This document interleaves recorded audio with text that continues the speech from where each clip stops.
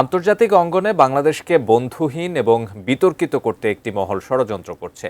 একথা জানিয়ে প্রধানমন্ত্রী ও বিএনপি চেয়ারম্যান তারেক রহমান বলেছেন, যারা দেশে অরাজকতা সৃষ্টি করতে চায় তাদের বিষয়ে সতর্ক থাকতে হবে। মে দিবসে আজ দলের শ্রমিক সংগঠনের সমাবেশে একথা বলেন তিনি। প্রধানমন্ত্রী দেশের বন্ধ কলকারখানা চালুরও ঘোষণা দিয়েছেন। মনিরুল হাসান সুমন এবং মেজবাহ আহমেদের তোলা ছবিতে মনিরুল ইসলাম মিন্টুর রিপোর্ট। আন্তর্জাতিক শ্রমিক দিবস উপলক্ষে বিএনপির কেন্দ্রীয় কার্যালয়ের সামনে জাতীয়তাবাদী শ্রমিক দল আয়োজিত এই সমাবেশ।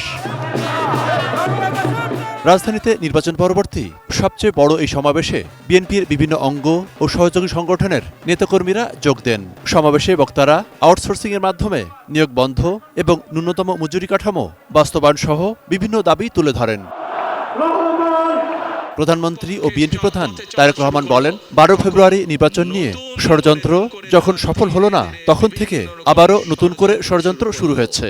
তারা চেষ্টা করছে এখন বিশ্ব দরবারে প্রথমে বাংলাদেশকে বিতর্কিত একটি অবস্থানে নিয়ে যাওয়ার জন্য। তারা চেষ্টা করছে বিশ্ব দরবারে বাংলাদেশ যাতে বন্ধুহীন হয়ে পড়ে, কিন্তু বিশ্ব দরবার দেখছে বর্তমান সরকারের পেছনে বাংলাদেশের মানুষের জনগণের সমর্থন রয়েছে। যারা দেশে অরাজকতা সৃষ্টি করতে চায় তাদের বিষয়ে সজাগ থাকতে শ্রমিক সহ দেশের প্রতিটি মানুষের প্রতি আহ্বান জানান তিনি।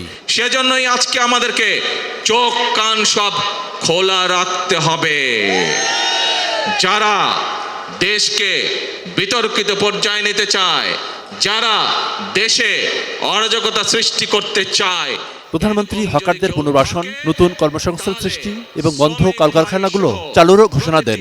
ইনশাআল্লাহ বাংলাদেশের অনেকগুলো কলকারখানা যেগুলো বন্ধ হয়ে গিয়েছে বিগত বছরগুলোতে, পর্যায়ক্রমিকভাবে আমরা সেই কলকারখানাগুলোকে আবার চালু করার উদ্যোগ গ্রহণ করেছি।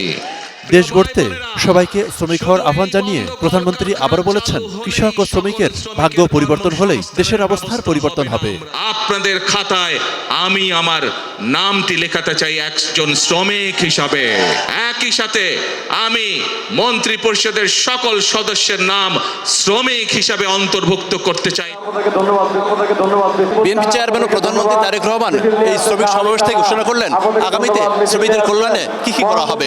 পাশাপাশি বিরোধী রাজনৈতিক দলগুলোকেও একটি বার্তা দিলেন, জনগণ বিএনপিকে যে ম্যান্ডেট দিয়েছে তা বাস্তবায়নে কাজ করছে সরকার। এক্ষেত্রে জনগণকে বিভ্রান্ত করার কোনো সুযোগ দেওয়া হবে না।